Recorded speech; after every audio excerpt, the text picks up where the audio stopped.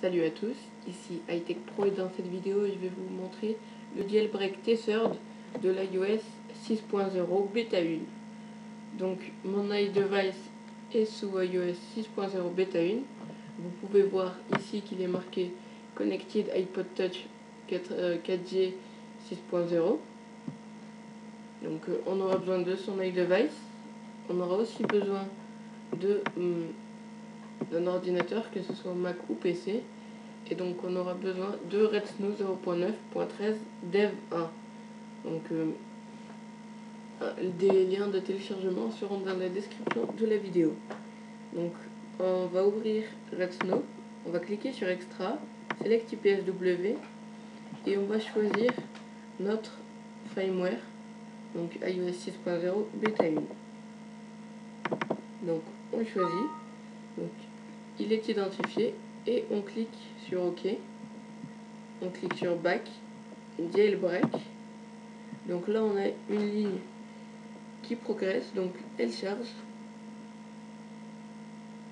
On peut voir Patching Kernel et donc là on peut choisir d'installer le SSH. Donc vous pouvez voir que Cydia ne sera pas disponible sur ce jailbreak car il y a beaucoup de conflits.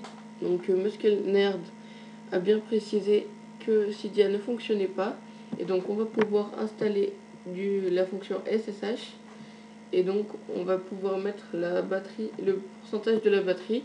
Donc si on est sur un iDevice qui n'a pas le pourcentage de la batterie, on clique sur Enable Battery Percentage et donc on clique sur Install SSH.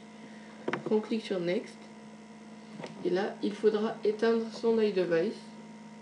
On maintient le bouton du haut jusqu'à ce qu'un message apparaisse et on slide pour éteindre l'iDevice. Donc là on va mettre son iDevice en mode DFU.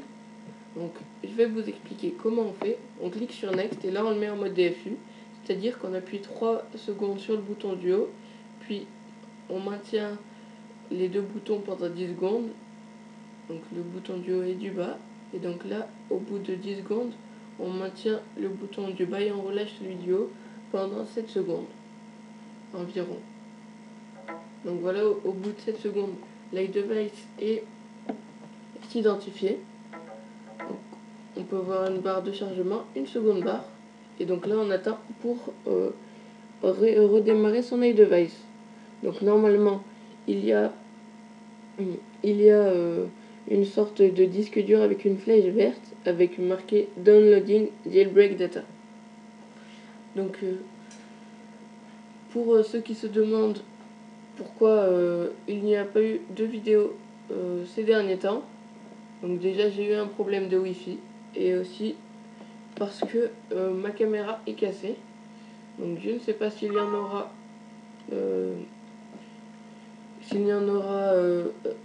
dans les temps qui suivent, mais il y en aura peut-être des captures d'écran.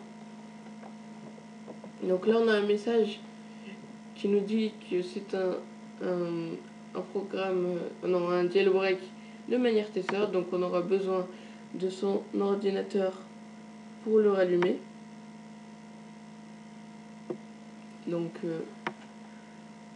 là normalement il y a des lignes de commande sur votre